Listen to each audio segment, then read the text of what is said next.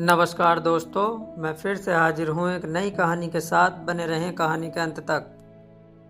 बंदर और मगरमच्छ की कहानी। एक घने जंगल के बीचों बीच एक सुंदर नदी बहती थी। उस नदी के किनारे एक पुराना पेड़ खड़ा था, जिसकी डालियां मीठे फलों से लदी रहती थी। उस पेड़ पर एक बुद्धिमान और चतुर बंदर रहता था। बंदर खुशमिजाज और बुद्धिमान था। वह अकेला रहता था, लेकिन खुश था, क्योंकि उसके पास मीठे फल और खेलने के लिए पेड़ था। एक दिन नदी में एक मगरमच्छ आया। वह थका हुआ और भूखा था। बंदर ने उसे देखा और दयालुता से कहा, तुम भूखे लग रहे हो, क्यों ना तुम मेरे पेड़ के कुछ मीठे फल खा लो। मगरमच्छ को यह सुनकर बहुत खुशी हुई। उसने पेड़ के नीचे से फल खाए और बंदर का धन्यवाद किया। यह सिलसिला रोज चलने लगा। मगरमच्छ और बंदर के बीच गहरी दोस्ती हो गई। मगरमच्छ हर दिन पेड़ के नीचे आता और बंदर उसे फल खिलाता। दोनों घंटों बात करते और हंसते। एक दिन मगरमच्छ ने बंदर से कहा, तुम्हारी बातें और ये फल मुझे बहुत अच्छे लगते हैं। मैं तुम्हारा सच्चा दोस्त हूँ। बंदर भी मगरमच्छ को अपना सच्चा मित्र मानने लगा।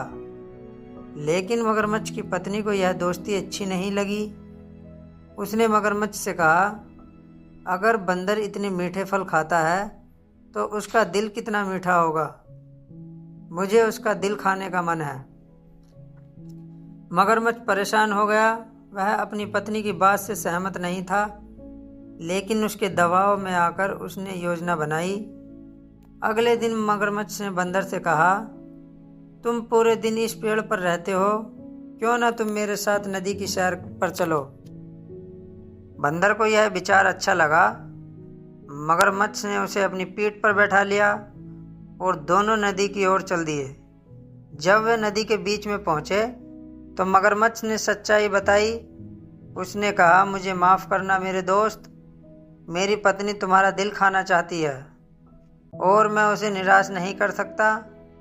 बंदर चौंक गया, लेकिन उसने अपनी बुद्धिमानी से स्थिति संभाली। उसने शांत स्वर में कहा, तुमने पहले क्यों नहीं बताया? मेरा दिल तो पेड़ पर है। मुझे वापस ले चलो ताकि मैं उसे ले आऊं। मगरमच्छ को बात पर यकीन नहीं हुआ और वह बोला, उसे वापस पेड़ पर ले गया। जैसे ही बंदर पेड़ पर चढ़ा, उसने हंसते हुए कहा, मूर्ख मगरमच्छ, मेरे दिल मेरे साथ है। तुमने दोस्ती का विश्वास तोड़ा, अब मैं तुम्हें कभी माफ़ नहीं करूँगा। मगरमच्छ को अपनी गलती का एहसास हुआ, लेकिन अब वह कुछ नहीं कर सकता था। वह शर्मिंदा होकर नदी में लौट गया। कहानी से सीख, सच्चे दोस्त वही होते हैं जो विश्वास और ईमानदारी बनाए रखते हैं। किसी को धोखा देना दोस्ती के मूल्यों का अपमान है। हमेशा अपने दिमाग का इस्तेमाल करें और धोखेबाजों से सतर्क रहें। अगर कहानी पसंद आई हो तो कहानी को लाइक करें, शेयर करें और अगर चैनल पर नए हो तो चैनल को सब्सक्राइब करें। वीडियो में अंत तक बने रहने के लिए धन्यवाद।